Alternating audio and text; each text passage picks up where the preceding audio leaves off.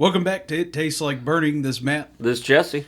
And we're going to go ahead and hit you with all the cool stuff to ever find us or ask us questions. You can always shoot us an email at ittasteslikeburningcast@gmail.com. You can find us at Twitter at ITLBcast or Reddit at the subreddit of ITLBcast. And if you're feeling real spicy, you can always jump on Patreon and toss us a support there. And as always, reach out with your questions, concerns, comments, liabilities, or any other pressing issues. And we appreciate the questions. I'm going to quickly go ahead and just turn it over to Jesse. So, Jesse, what do you got for us today? Well, I had a pretty tragic week this last week, and I lost a really good friend of mine, fellow firefighter, to suicide. So I thought we'd dive off into this. We've talked on this before a little bit in the mental health of your membership and what a chaplain can do for your organization when we had Jack on here. But we've got a special guest today, and we've got Lacey. Hello. Hello. And she's pretty knowledgeable about this stuff. I would definitely put her in the realm of knowing some things. So just a few things. So why don't you give us a little of your background so that the listeners will know who you are and kind of what you know. Okay. I graduated with my master's in counseling psychology in 2007. In 2009, I applied for my licensed professional counselor intern license. And since 2012, I've been a licensed professional counselor. Very good. I've worked with everyone under the sun, specialized in combat trauma therapy, and worked with a lot of veterans and first responders. And is there any organizations that you belong to besides just your practice? I actually am not practicing right now. I am Okay. in management. So I have a team of therapists across the state that help people that have behavioral health needs. Okay. And your program, is it private? Is it federal? Is it state that you're managing? So right now I'm working with state-funded Medicaid, and I have a team of therapists that work with members that have our Medicaid, and they help them navigate the difficult system of healthcare and make sure that they get all the supports that they need in place. Okay. Is it from my very limited knowledge on stuff like this, is it a permanent program, or is it like a funded for 5 years or 10 years or whatever cycle it is? So the population that we work with are actually individuals that are both low income and disabled. Okay. So it tends to be pretty much lifelong once they've had that determination. There are some people that end up getting better. Well, what about your specific program? What I'm talking about is the funding for it. It's tied to Medicaid. It's Medicaid. Okay, so it's permanent funded. Yeah. It's not for lack of better words, a trial program to see Right. if there's a need and an ultimate resource out of it. Then you have to make an application to the state for the permanency of the program. Right. It's Medicaid. Okay. So I know, just everybody knows, Lacey's my sister, so that's how I got her here. She was involved with a program early on that was dealing with guys coming back from Iraq and Afghanistan, and I would say that's kind of the meat and potatoes of where you got most of your experience in this stuff, right? Definitely. Like I said, I've been involved in mental health for a decade plus, social services for 20 years, and there was one point in time that I was working at a psychiatric hospital, worked outpatient with a lot of military that individuals that had come from other training, different people that had gone to combat, and ultimately I ended up working an inpatient military program. Okay. And did you find that when you were doing that, did you just work with a very specific group of a branch, or was it kind of all encompassing as far as like Army and Marine and When I had the outpatient department, I worked with all branches because the base that was in my community was a training base. So they trained all branches of the Department of Defense. So at one time or another, I had somebody from the Army, Navy, Air Force, and Marine Corps. When I worked inpatient, we had a lot of soldiers that came in from Fort Hood. So a lot of Army, and then there were a lot of veterans. We did have Air Force on occasion that came from the local base, but inpatient-wise, it was primarily Army. And then my last question before I really turned it over to Jesse is,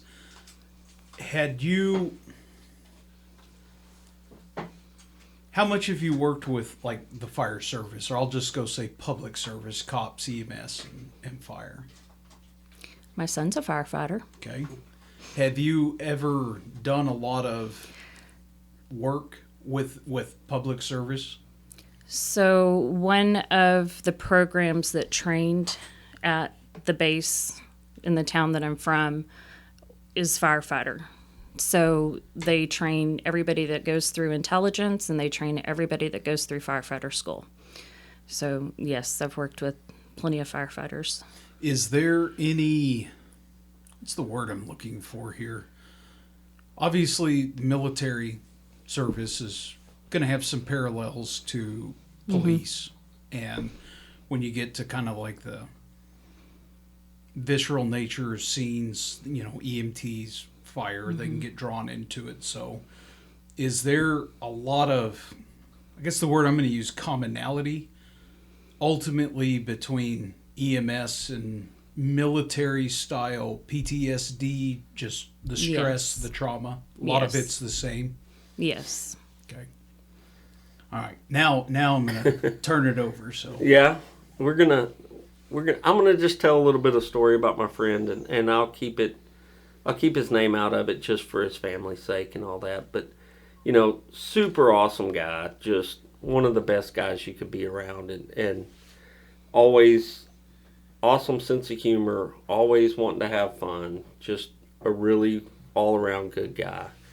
And I look at it from the perspective of his demons, whatever demons that were chasing him got him. So he actually committed suicide on shift, which is insanely rare. That's not a normal thing. That's most of the time he did go off by himself, thank goodness, but this happened while he was on shift. And so it's super traumatic to the whole entire department. It's super traumatic to all of us that know him and knew him, not to mention his family, young kids and wife and all that stuff. And so whatever was weighing so heavy on him that he couldn't stand to keep on going had to have been just this massive thing. But outward looking at it, you wouldn't ever know, because he was always a happy guy to be around. Just in my visits, and I'm not there anymore, but when I go in town and visit, he's one that I would go see. We'd call each other, once a month and visit and talk and all that stuff. So, long-term friend, been with his particular department for a really long time. So he was kind of a mainstay around there. And I don't know how you pick up on some of those things, and it just blindsided the whole entire department. I can tell you that right now, that nobody had, other than he seemed a little off that day, but not anything super strange, just being quiet and reserved for the day, which that happens to everybody. Everybody has those days where they're just quiet and reserved, right? So that's my story, and it, goodness, it just rips your guts out, because it's literally the somebody that has a whole future ahead of them, and children and a life, and it's just click of a snap of the fingers and it's gone. Yeah.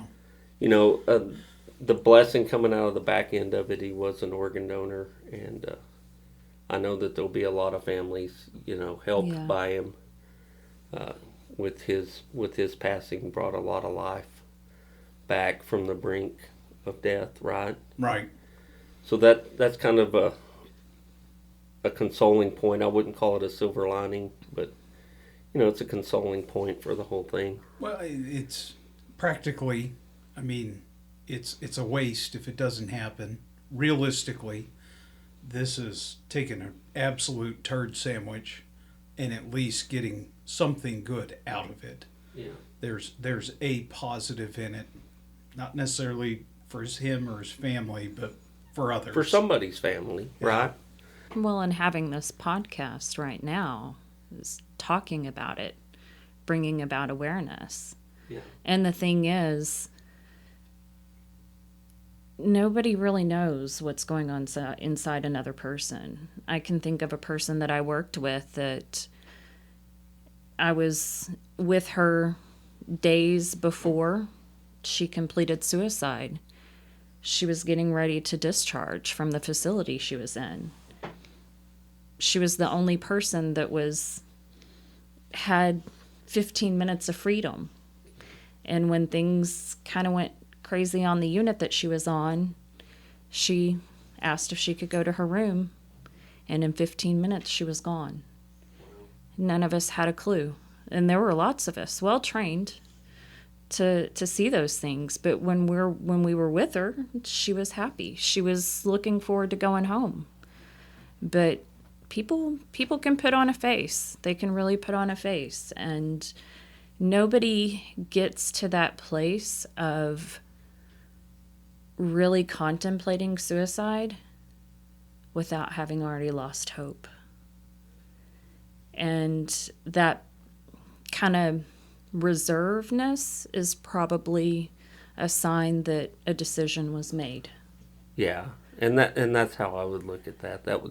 The decision was made long before he went on shift, probably a day before or something, Yeah, I mean, And it's always the ones that, and I say that always, and nothing's always, but the one that's screaming at you that they're going to kill themselves, They're not. they're probably not going to kill themselves. If they do, it's by accident. It was an accident, right? They pushed it too far.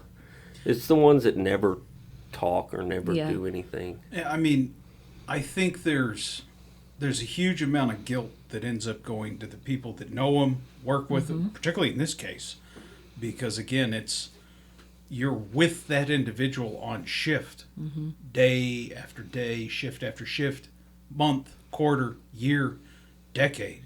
Right.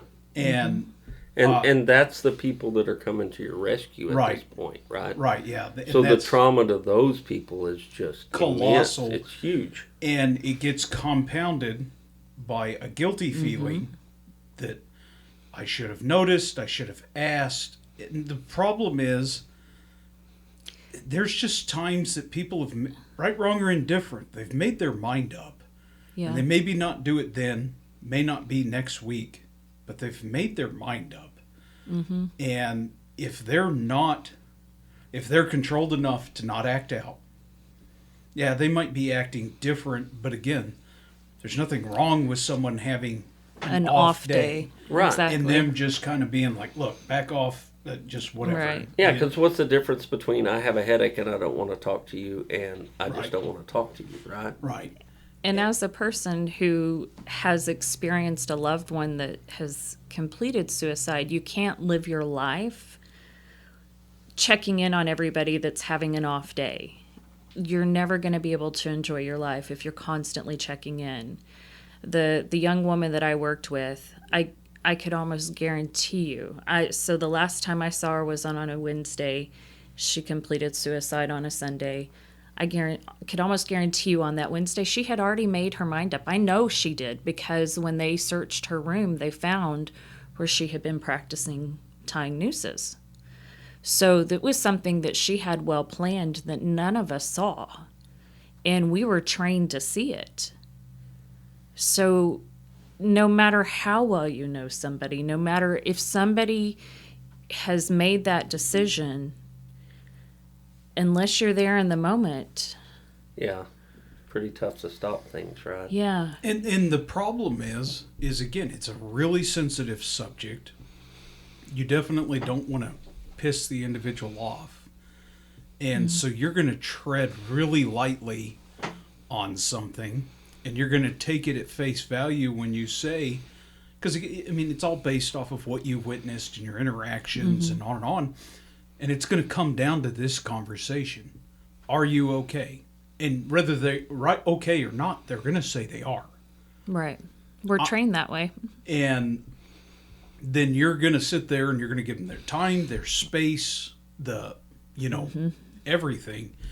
And the problem is there's no catching it. And it just, there's no way to undo it short of them telling you, like in the scenario you gave, the personal story of that individual saying, look, I'm literally this close. Here's the evidence.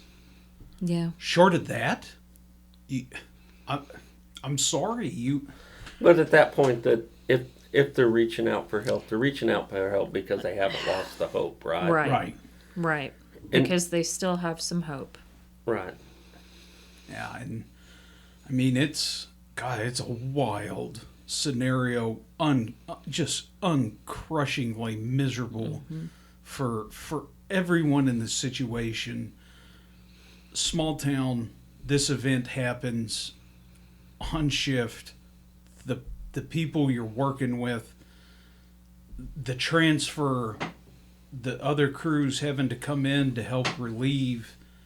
It just, the whole situation just it fails, and it just is a vortex.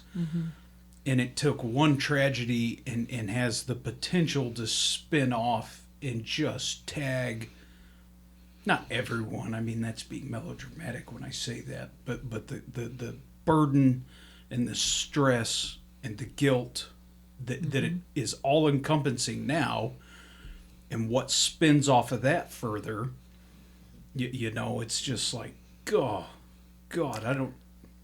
Dealing with it is a truly a monster. Oh yeah. Debriefing. Yeah. Debriefing is necessary. Having that support, knowing where to turn, having somebody, the sooner someone can come in and debrief on a situation like that, the better the person that witnessed or experienced or came upon it or even was the next shift coming on is going to be. Yeah. And there's resources for that stuff. And there's several teams around the state of peer. They're your peers, and they're fellow firefighters, and they've had some extra training in this, but they're not therapists. They don't have to be. They're not any of that stuff, but they're listeners, right? They're going to listen, and they're going to do a lot more listening than they do talking. There's a lot of research out there about peer support and the value of it. That's one of the things that I work on right now, is bringing about awareness of peer support and all of the great things it can do. I'm working on a project now, and the group that I'm working with, I told one of them clearly, if a therapist was the answer to everything, we wouldn't be looking for peers. There's power in having somebody that can identify, that can relate, that helps you cope, helps you heal, helps you feel less alone in the situation. And to kind of compound that, it's not like a medical study or anything, but 9/11, and particularly New York Fire Department, is notorious for exactly what you're talking about. 9/11 happens. To say it's tragic is an understatement of the century. And what happened is they had when I say exponential increase in suicide after 9/11, we're not talking about a factor of like 2 or 3. If I remember correctly, I think the factor was like 9. Yeah. And it was going up each month. To New York's credit, they realized that they had a big problem. So they started by, I would argue, the correct clinical route. And the problem was, and it was with what you just said, there was no connection being made there. And so they tried the clinical route, and it's not working. I mean, not the same. not working. In fact, you could say it got worse after the first round of truly qualified individuals came in. And what they ended up doing was bringing in a bunch of their really old, long retired firefighters that went through the war years in the late 60s and 70s. Brought them into the stations. And again, it wasn't to fight fire. It was someone to relate to. And that worked. After that, then the clinical side of things helped. Yeah. Because they had someone to relate to. They realized they could open up and talk about it. And then be able to segue into, look, dummy, you got some stuff you need to talk about. You can vent to me. That person can help you. And from there, they had colossal amount of success. Yeah, and that's always a challenge when you're dealing with specifically firemen, because that's the world I know, right? They're all these type A personalities. They're all just the macho man, and their feelings are for the weak, right? I'm that guy. Feelings are for somebody else to have. I don't have those things. I thought I had one once, but I was mistaken. But you know, those guys don't talk about their feelings. And it's just almost impossible to get that out of them to begin with, much less if it's feelings that they're ashamed of, or that they feel like they are out of the norm, or they're kind of ostracized for, or any of that stuff, because they're not going to bring that to the light, because that makes me less, right? I become less of a person. It's a cultural thing. It's a cultural thing. Peers and connecting and credibility. And I can tell you, I worked for at least a year and a half with combat veterans and soldiers. And I had to have credibility because they wouldn't talk to me if I didn't. And I was able to gain credibility by sharing some stories from my ex-husband's time in Iraq. And when they knew that I understood the culture and I understood the reality of what they faced in war, then they were willing to open up and talk to me. But until then, they were like, what do you know? You're just a civilian. And, you know, without having been married to a soldier that went to combat, I wouldn't have been able to do the job that I did with them. Right. You know, I think one of the great, and I truly mean this, one of the greatest travesties to happen, really, and where I'm going back to is really World War One, but it's every major conflict, just military side after World War One. After World War One, they had truly identified shell shock, and that there was something happening to men, both sides, on the front lines, and these guys were screwed up bad. And I mean, they never really tried to address it. They did, but those doctors were quacks. Yeah. Well, they were probably all MDs because, you know, aside from Freud, there was nobody back then. Who was an MD. Right. Yeah. And, you know, and then, again, you get to deal with the emotional side. It's a feminine trait. It's not, it would never remotely be accepted through World War One. Bounce into World War II. It's even a more highly mechanized, highly automated, just much more efficient killing machine. Going into Vietnam, Korea, Vietnam, and, you know, I mean, literally here we are, 2001, and by that point, the military was starting to poke at a little bit of saying, hey, you know, there's a legitimate thing here. Anyone with a PhD in that field was like, yeah, we know. No one, but again, trying to get the credibility to it. It was 2004 when I started grad school, and I was married to a soldier who was in Iraq at the point in time, and I was going to college in a military town. So my professors, some of their spouses were in Iraq at that point in time, and we were year 2 in the war, and they were just starting to do research.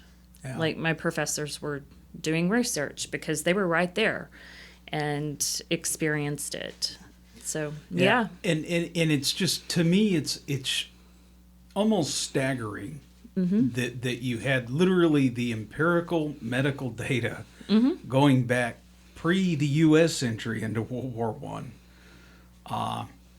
World War II, Korea, Vietnam, every other conflict. Those military guys, a lot of them became cops. You're seeing the same damn problem. Yep. Firefighters, same damn problem. First responders, medical, same damn problem. And it still, to me, just blows my mind that it really, truly didn't gain traction until, and again, I don't know, I would almost say that New York was the one that finally said enough's enough. But again, there's a whole story behind a similar scenario that we're talking about here. Battalion chief in Illinois, I want to say, I mean, I know that one of his guys that worked on shift under him ultimately committed suicide and took his own life. And I mean, they saw it coming, but they had no clue how to stop it. He still stays as a battalion chief, but ultimately goes on to become a PhD. In his entire practice, his thesis and his study is on PTSD in the fire service. And he's trying to get programs together, and of course it's being resisted left and right. And and I mean, he's from the source. I mean, he's from inside the fire service, and even he couldn't break through.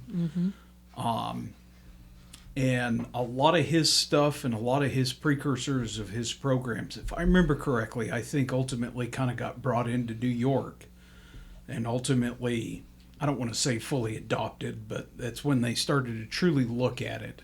It was there. Well, and I think that the part of there's that one event that's traumatic and guys have some PTSD, but there's what I consider cumulative, right? So it's built up over time. Complex trauma. Yeah, and it's the day in and day out. And if you get into that small town environment where you're a first responder, I mean, the people that you're going to rescue and save, they're your friends and your neighbors and your family and all that stuff, because you're it. You're the one that takes care. You're the problem solver, right?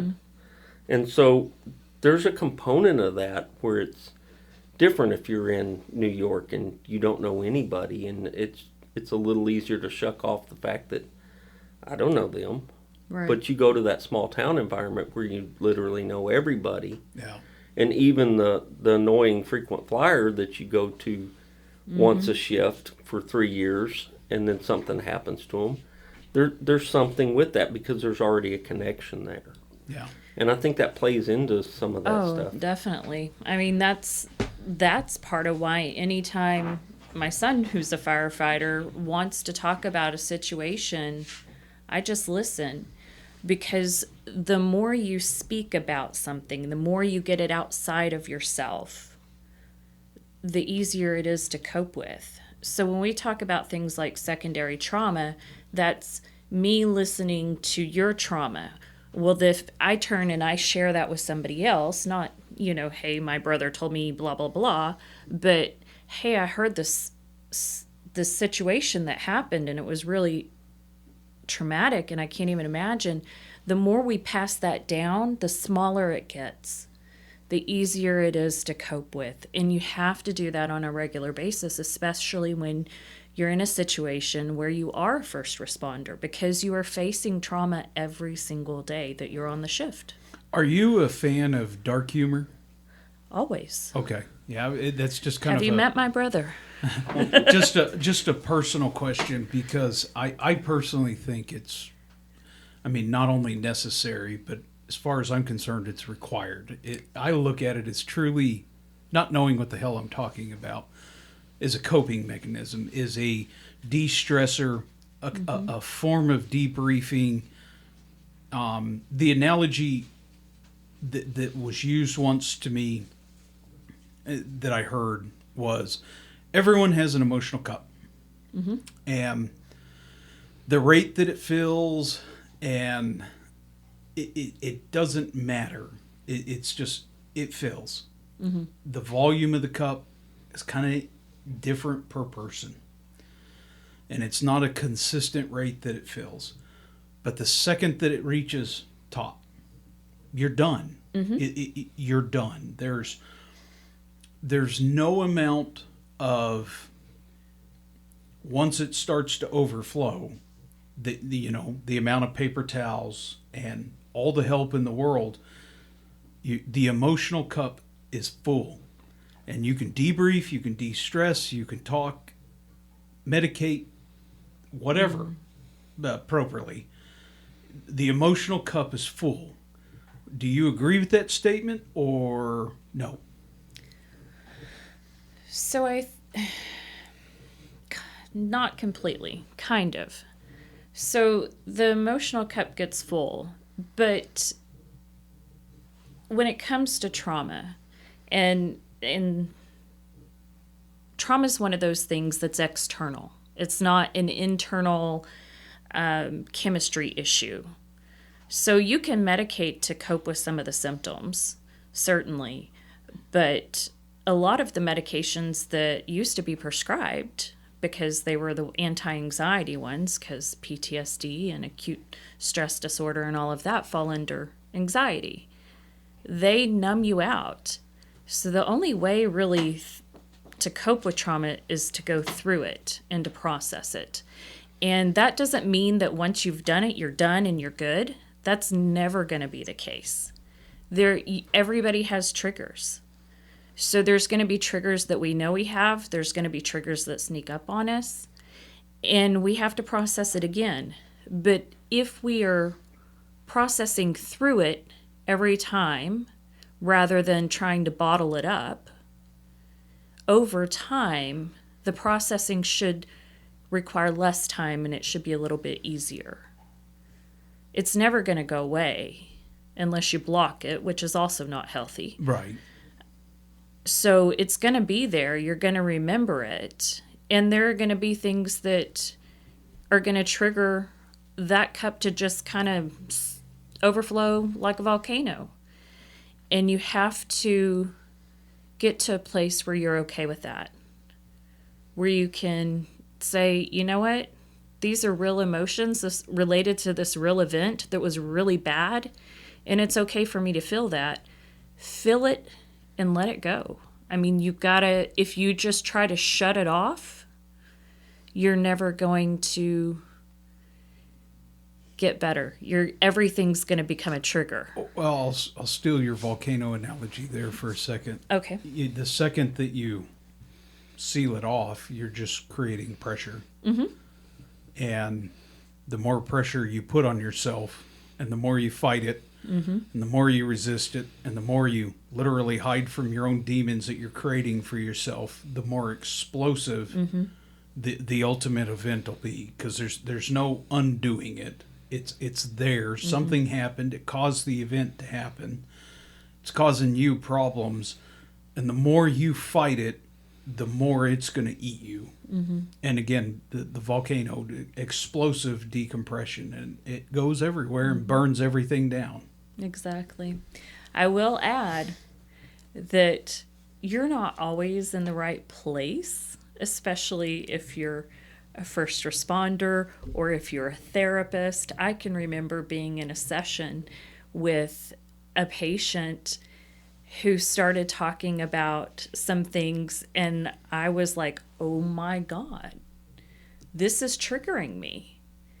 And I couldn't just react right then. I was in my job. I was there for her. And so I had to hold on to that. And I had to make sure that when I had a proper time and place, that I did deal with it. And I mean, real quick, because I knew she needed me to be completely present as her therapist, which meant once I stepped away from that, I had to go work through some stuff real fast because I was going to have her in therapy again in another couple of days. And so it's not always just go through it in the moment, but you can't cap it and leave it. You have to take some time out and work through that.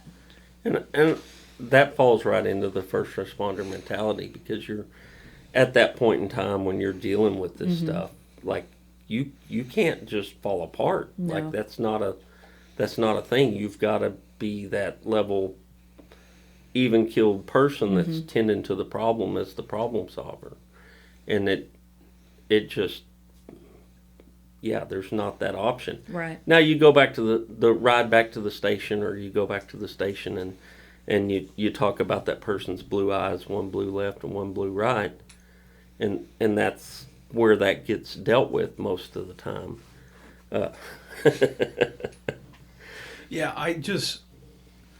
that's one thing that I personally focus on so hard is you've had the stressful call to, maintain the professionalism on scene. But boy, I can tell you, we had a whopper, and will not go into details on it. We had a whopper of a call a few weeks ago. This thing could not have gone any worse than it did. And it was a fatality. And it was very visceral. And the other person I was working with, longtime professional, and even he had to say something right then and there on scene. Not even in the ballpark of appropriate, I would argue needed to be said. Because the scene was just that crap. And it needed to, for a lack of better words, just kind of snap everyone back into reality and just address the physical issue of, because I'm a big believer in, like, my mental state on any of this stuff is I have the advantage I'm not from the area, so the odds of me knowing that individual's almost none. Have no family here, none of that. So I always look at it from the perspective of, we're on scene, there's never any dignity in death. We are here to give them dignity, take care of them, get them home. That's always going to be my mentality. Like I said, this call was out there, and it was. I mean, you did the whole scene. It was over. It was done with. But the tension there was absurd, and it was partially probably due to me and some other guys. Like I said, the experienced guy I was with. Same thing. Everyone's being good. They're being ultra professional, and it was a bad scene. And it really did need to have the ice broken on that call. And it was just that bad. And sometimes if you're in that leadership position, you just got to kind of hold back the chuckle and just let it happen, right? Yeah. Because it's worth more for the guys to kind of just blow that out and not bottle it up. But so I've noticed, and this is just looking back in hindsight here, like we've had an abnormally large amount of suicide calls in the past month, 2 months, 3 months. Like this seems to be like an increasingly greater problem, right? I would agree. I would say at least locally, yes. Yes, It's locally. not just locally. A friend of mine out in West Texas had a coworker complete suicide 2 weeks ago. Yeah, it's go down the rabbit hole. What do you think the possible contributing factor is if it is? Because there's no commonality between the people. There's, it's not like they all worked at the same place or had the same job or they were all related or all had the same theoretical addictions they're all individual people, but there's a common theme. What is it? There's societal stressors or something that's going on that's Economic. kind of Yeah. economics and That's what I was going to say. The that's economy. kind of changing the world that we live in, right? It's changing the whole thing, and then you compound that with the it's It's that? it's that Okay. yeah just a call, folks, but it compounds with all the things, and you're Whatever's seeing already it happening. and you're seeing it with the mass shooters, and that's just a different expression of the same thing. It's turning it's it an outward outward instead of inward. And I have a wild question to ask you that's directly related to this. Okay. Do you think it has anything to do with, I don't want to say the overprescription of people, but I want to say maybe they're wrongly medicated / combined with the high availability of illegal drugs that people can readily have access to, or any combination thereof? Or do you think I'm completely insane and way off mark? No, I don't think you're completely insane. I think definitely we see a whole lot more, especially with the younger population, with the accessibility of the street drugs, fentanyl specifically. There's a lot of overdoses. It's not necessarily that they're intending on completing suicide. It's more along the lines of an accidental overdose, or they don't realize what they're taking. As far as not being medicated appropriately, I think that's something that's always around. I mean, I've been in this field for a decade or two, and I've seen a lot of bad doctors prescribe bad medications, and doctors let their egos get in their way of being able to appropriately treat people. I mean, my team's working with a person right now whose doctor was leaving our network and decided they just wouldn't refill the meds. So this person went without meds for 2 months because their doctor decided they were mad and didn't want to. So fortunately, that person wasn't suicidal. We were able to connect with them ahead of getting to that point and help them get the resources they need. But I think that's something that's probably always been around. I think that the social tension, the economy, and all of that is what's changed and really ramped up. And maybe that has triggered people to go more towards substance use, just from what I've seen. yeah, and I think maybe the decay of the family and the decay yeah. of religion Church. and some of that stuff definitely plays into it, because that was where your outlet was in the past, right? So you do that, or the Norm and them sitting at Cheers, sitting at the bar and having a beer, and the camaraderie, because that's a big factor. There's not. I'm going to completely agree with you there. I think nationally, I think that's one thing I personally really agree with is that people have lost. It's not a political discussion. It's not the contributing factors of the breakdown of the family, the breakdown of the school system, the constant social media and internet use.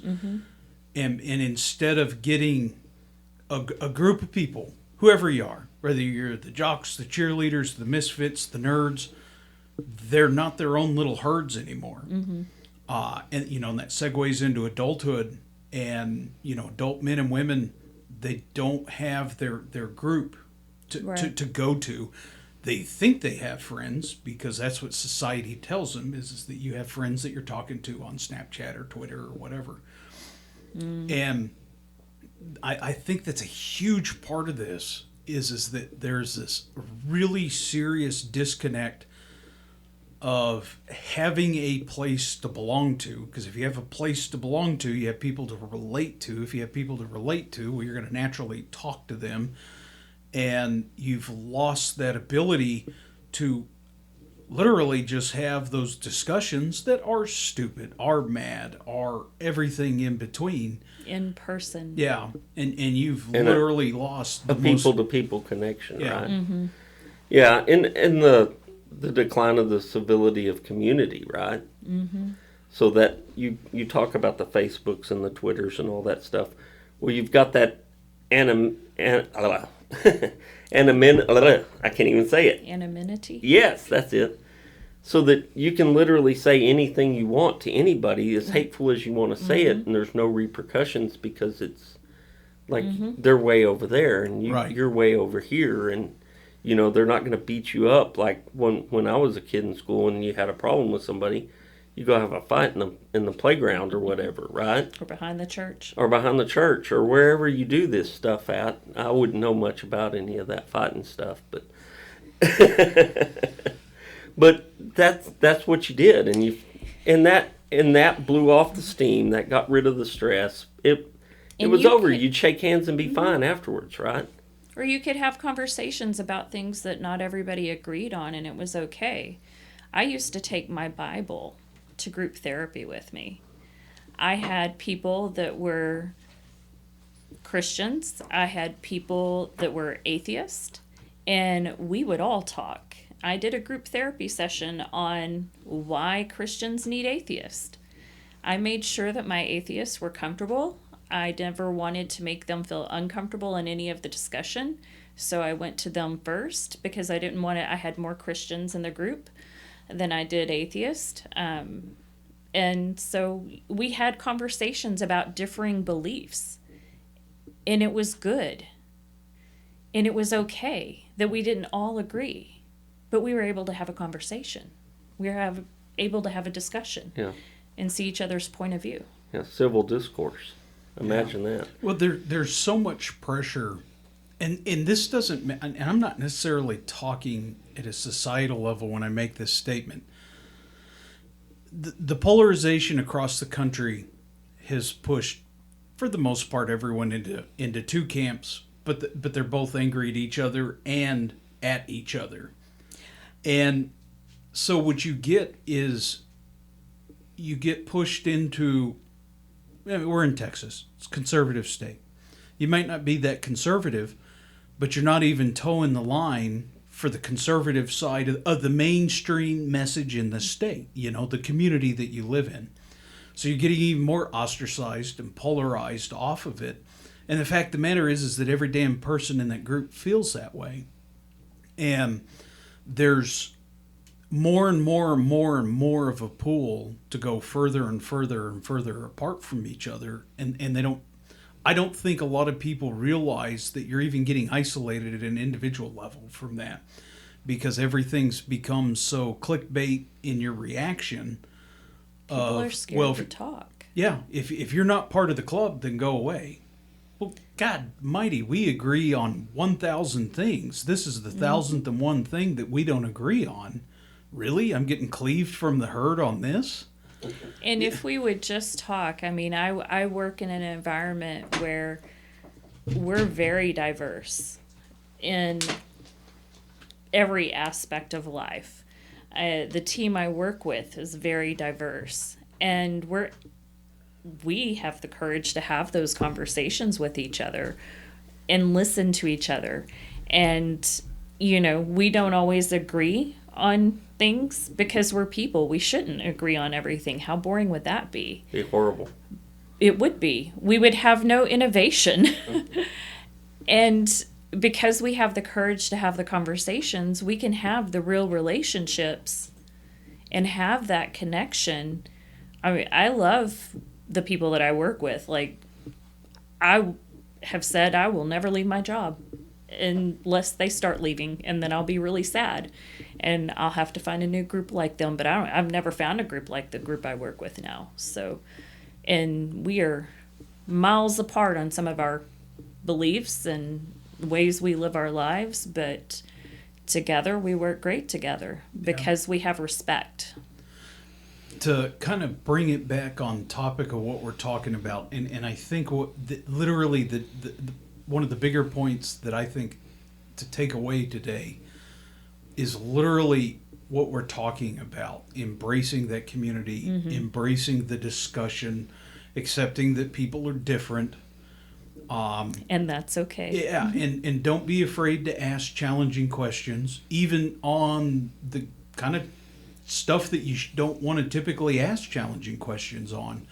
I mean, again, the topic of discussion is self-harm, suicide, addiction, and that doesn't make you a bad person to ask really challenging questions to someone. That makes you aware. They know that they're being looked after. They know someone cares, and I'm not half convinced that that's not 95% of the battle. And talking about suicide, talking about self-harm, talking about addiction isn't going to cause more suicide, self-harm, or addiction.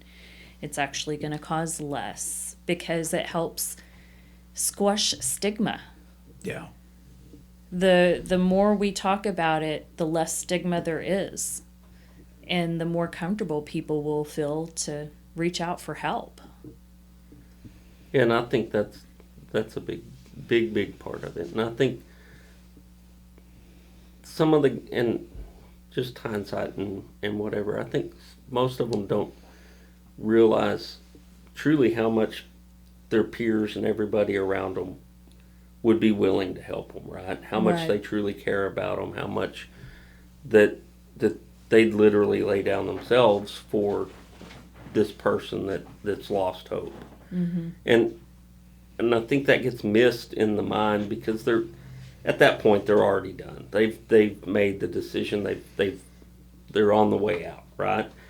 But if they could see what happens after the fact and what's going on in the community and with their peers and their families and all that, and realize how much their life truly means to the world around them, right? Not just that would instill the hope back into them. And I don't know how you get those people that help, and I don't know how they realize those things, because most people are not introspective enough to realize much of anything, right? They're At just that not. point. Well, in general, people are not introspective. Yeah. They're self-absorbed sometimes, but they're not really thinking about who they Taking are the and what they're time, doing. right. They're not looking at making themselves a better person or any of those things. They're just getting through their day, getting through their life. They're not taking that inward look at it. And that's something that I see a lot of the young guys in our department that's what they're doing. They're just getting through their day. They're just living their life, and they're not looking at what their life is and what their, what the fruits of their life, right? Because there's more to your life than the fact that you brought a child into the world or that you bought a new truck or anything like that. It's what Right. you did and what you've done for your fellow man and all these things that are very fulfilling. That as a first responder, you're doing all that stuff. You're doing it. But if you're not realizing that that's what you're doing, and it's just the adrenaline high, and it's just the alpha male kind of mentality to it, that you're losing a big chunk of the fulfilling part of what we do. Absolutely. Absolutely. I taught my younger son, always be mindful of what you do, because you never know the impact that you're going to have on the people around you. Yeah. You can say or do the smallest thing and make the biggest difference. And, well, his story. He won a car at project graduation and gave it away at project graduation. And Facebook blew up. And in some of the comments, this mom writes about how her son had told her how kind my son was to him at prom. That, nobody said hi to him, and my son said hi to him. And I read him the comment, and he was like, I don't even remember that. I said, see, there's your lesson. Always be mindful of your actions, because you have no idea what's happening with the other person. So you don't know the impact of your words and your actions for them. And a little bit can be very powerful. Yeah. So let it be good. One thing I just remembered, and I carry this in my wallet after the ordeal we had to deal with in our department.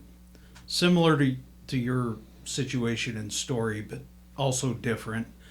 I I forget about it, but I do carry it. It's from the Firefighter Behavioral Health Alliance, and it's just this little itty bitty pocket guide.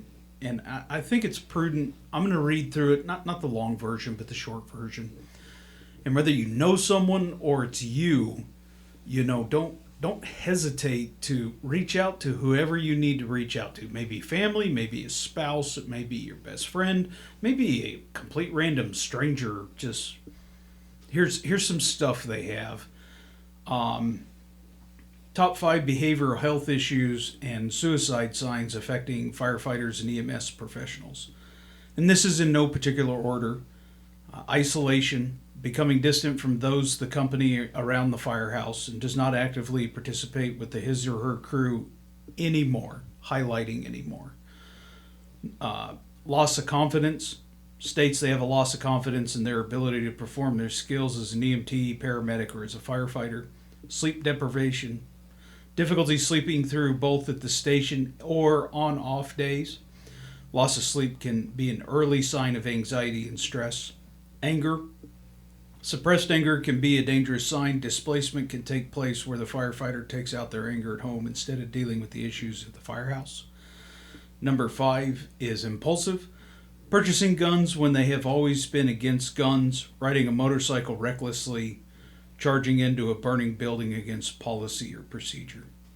And then the complementing part of this is top 5 steps to assist your brother or sister. Be proactive and be direct. We do this when responding to an emergency. We need to approach our own when they appear to need help. Direct questions. Remember these 2 questions. If the firefighter comes to you with suicidal thoughts, do you feel like killing yourself now? And do you have a plan? If yes, don't leave them. That's like we were talking earlier about they're saying something. That's their cry for help right there. Like it's not up for debate. Don't care about work. Call in tomorrow. Come off shift. Whatever you have to do, don't leave them. Compassion. Our culture has a tradition of not asking for help.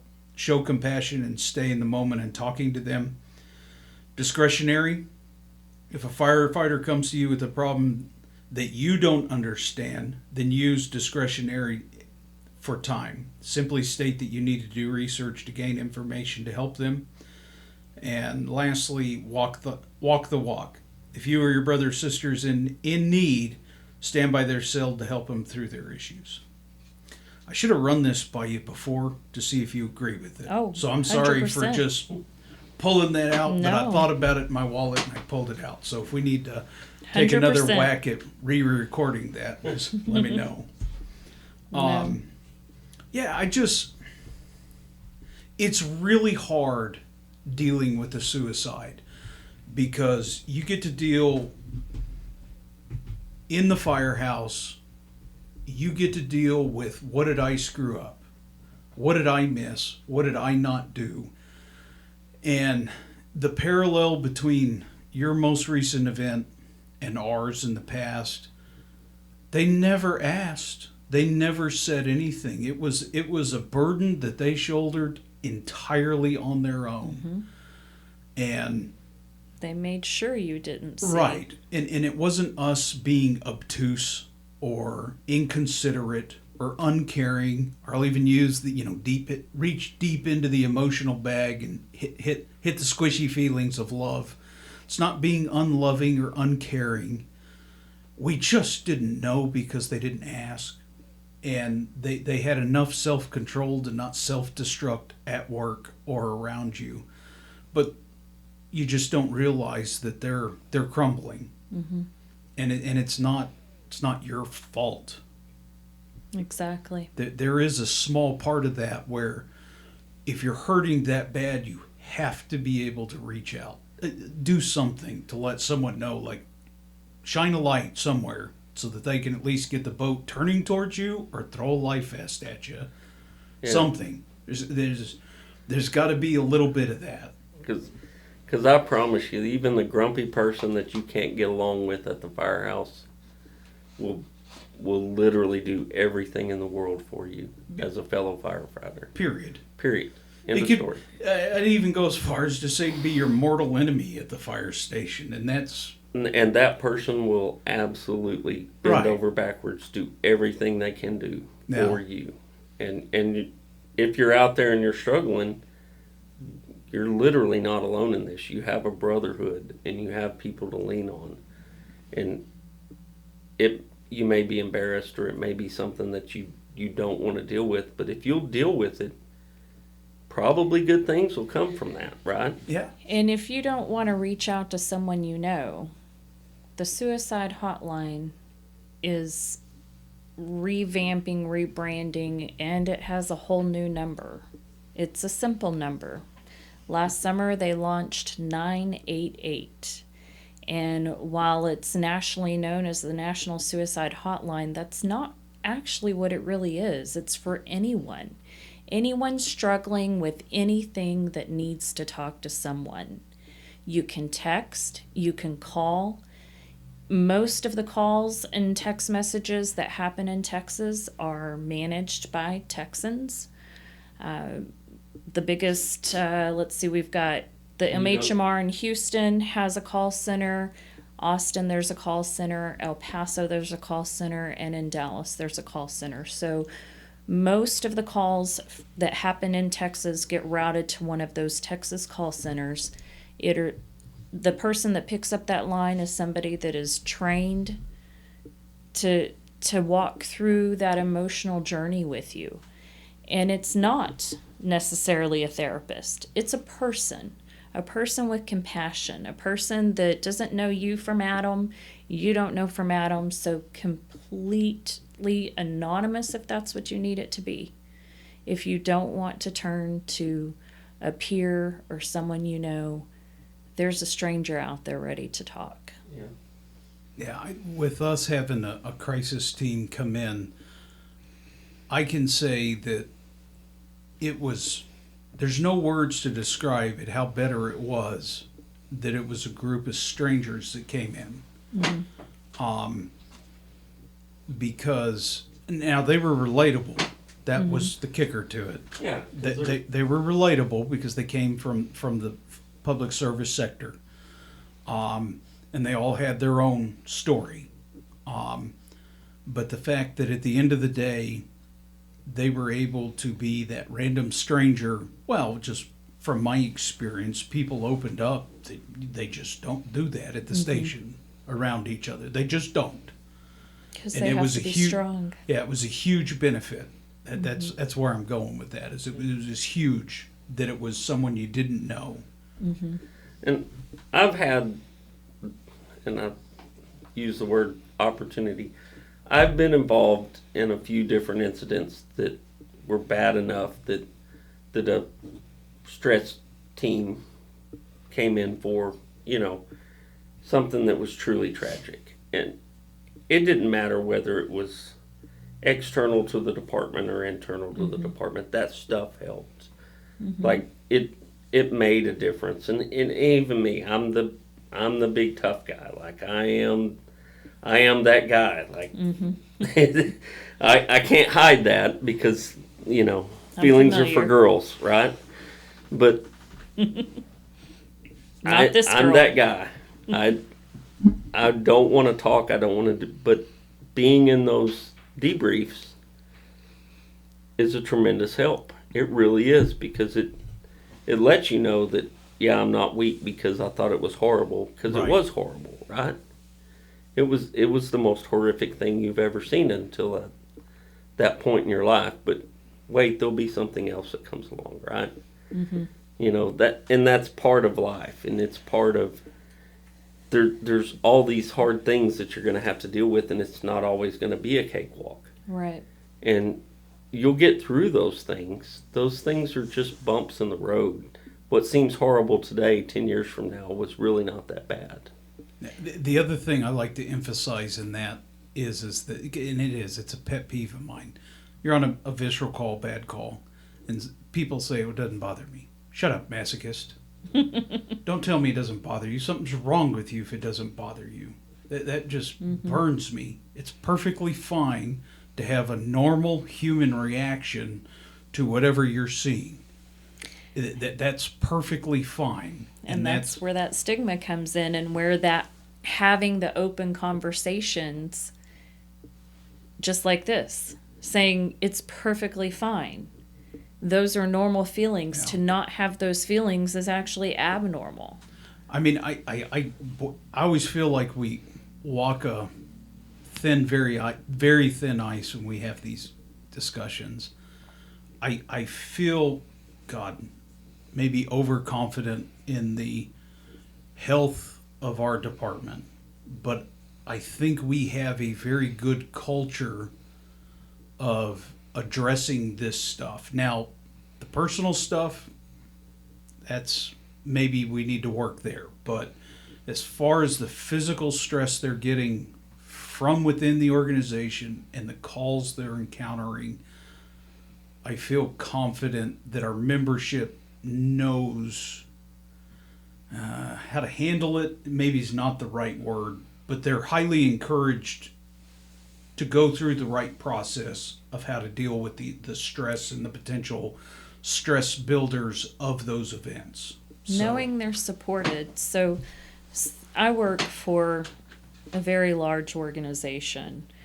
My department alone has well over 1,000 employees. And a couple of years ago, I helped create a program that was a peer support program for our employees, because we're talking to individuals every day that have all sorts of issues. And sometimes they just want to cuss you out because the sky is blue. And it doesn't make a whole lot of sense. And some of our departments don't. Some of our departments think that it's their job to take all of that. And I've been in a position where I've been able to pull calls from our call center and listen to some of the horrible things that people have said to our employees. And I personally have reached out and, hey, let's talk, let's debrief. So a couple of years ago, I was able with a group of colleagues to create a program to have peers. So we have volunteers from different teams that we train to do debriefing, essentially. And we have a website set up to where employees can go and they can schedule an appointment and they can talk one-on-one with someone that can relate to them. And we go around, we do education with different teams, we do presentations, make sure everybody knows that this program is out there. And just for some people, knowing that this program is out there is enough. Knowing that it's going to be hard. I'm going to have these hard calls. I'm going to have these hard days. And I know that I've got this group that's there to support me if it gets to be too much. A couple of Fridays ago, I had a person reach out to me and was like, hey, can you send me the link to that SharePoint site? And I was like, yeah. And so I sent it, and she was telling me how one of the staff had this really bad call, and then she filled out the form for herself. And she messaged me back and she said, I see y'all have time available today. And I realized real quick, because she had already mentioned another person, that I had at least 2 people that participated in this event and they needed to talk through it. So I said, you know what? Don't worry about it. Let me tell my facilitators, I got this. And we're going to sit and we're going to talk. And it ended up being 3 people and myself, and we sat for an hour. And, my job was to listen and to validate. I didn't solve their problems for them. I just listened and validated. On a bird dog, just for a second on something you said. You don't have to have the answer. No. I think that's like one of the biggest misnomers out there. You don't have to have the answer. It's the search for the answer, right? That's a huge part of that. Sorry to interrupt you. No, that's perfect. That's exactly. We don't have the answers. It's not our job to solve the problem. It's our job to walk beside them. When I was doing a presentation for the program once, one of my colleagues said, so what's the difference between this safe space session in counseling. I said, well, in counseling, I'm going to guide you along the path. In this debriefing, this peer support, I'm going to walk beside you and you're going to lead the way. I'm just going to be there to help you out.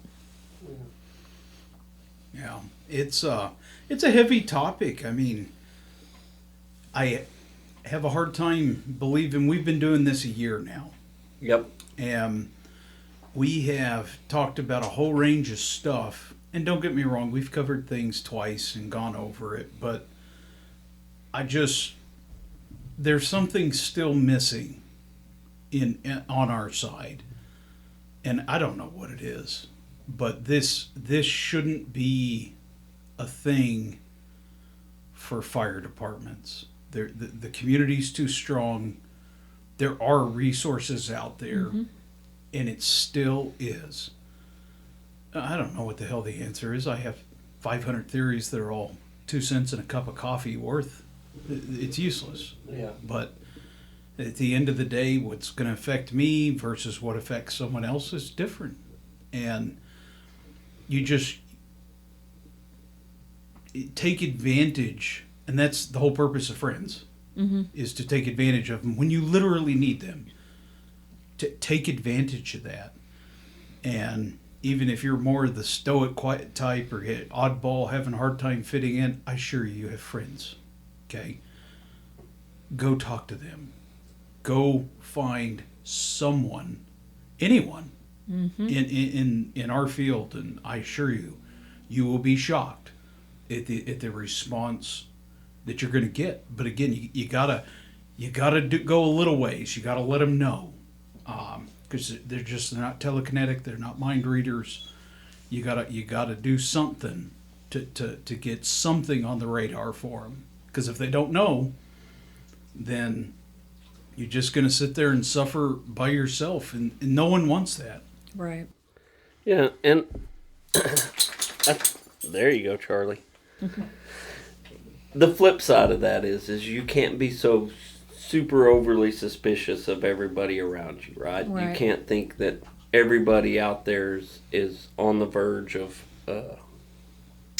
suicide or on the verge of going postal or whatever the case may be, that you literally alienate yourself because you're so worried about that. But you've got to be open. You've got to have that kind of open door deal. And for those departments that don't have open door policies, shame on you. You know, if you're a firefighter and you can't go have a conversation with your assistant chief or your chief or somebody that's high up in that place that you are at, and have a serious conversation with them about a serious problem that you're having, shame on that department and shame on that leadership for not doing that. You got anything else, Lacey? You just got to maintain that human connection. Yeah. We are social creatures. We can't do it alone. I used to hear the saying, don't carry the weight of the world on your shoulders. Never knew how not to do that. And the way that you don't do that is you reach out to others. Yeah. You shoulder that burden with someone else. And if it's an embarrassment thing and you don't want to talk about it with the people you know, for Christ's sakes, there's lots of resources outside of the people you know. 988.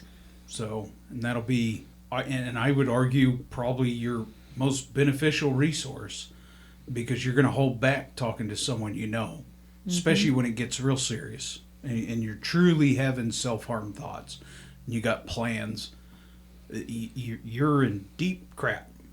And that's even more time to not take something that's highly sensitive, highly personal, and it has a social stigma to it, and you're not going to go to your best friend and tell him, hey, here's my game plan. That's where I would even more encourage you to reach out immediately to someone anonymous and just get the ball rolling that way. I'd agree. All right, that's all I got. That's all you got? That's all and as Matt mentioned a while ago, this is a year. This will be right at our 1 year anniversary this will be episode 31, so it's been a pretty wild ride Yeah, I mean, for a year. we've got everyone from Canadians to Tajiks Yeah. sitting here listening to us. Yeah, We still can't figure it out. Putin's subscribing over there in Russia, so yeah, it's interesting. It's been fun. We're looking forward to the next year. Maybe we'll have some lighthearted conversations coming up. Yeah, I think we need to coming off of this one. Yeah, this one's pretty serious. So I definitely want to thank my sister for coming over and sitting down with us. I just figured that somebody that actually knows what they're talking about versus Matt and I, who are just literally winging it, Well, thank you for having me. would be important in this particular conversation. So. Yeah. Again, thank you everyone for listening for 1 year, and thank you for coming in. Thank you. Good night. Good night.